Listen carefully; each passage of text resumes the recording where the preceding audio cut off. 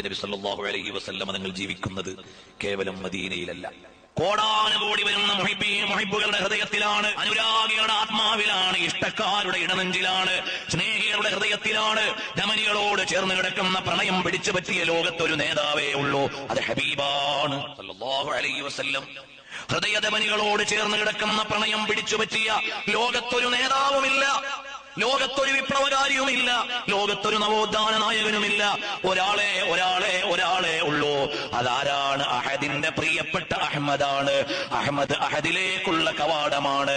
അന മദീനത്തുൽ ഇൽമി വഅലിയുൻ ബാബുഹാ എന്ന് പറഞ്ഞതുപോലെ അന ഫാത്തിഹുൽ ജന്നതി വസാഹിബുൽ ലിവാ. നബി സല്ലല്ലാഹു അലൈഹി വസല്ലം തങ്ങൾ മിഫ്താഹു ബാബി റഹ്മത്തില്ലാഹ്, അല്ലാഹുവിന്റെ കരുണ പ്രപഞ്ചത്തിന്റെ കവാടമാണ്. ഉലകത്തിന്റെ ഉടയവൻ പ്രപഞ്ചത്തിന്റെ അടരുകളിലേക്ക് തുറന്നു വെച്ച കവാടത്തിന്റെ പേരാണ് മുഹമ്മദുർ റസൂലുള്ളാഹ്.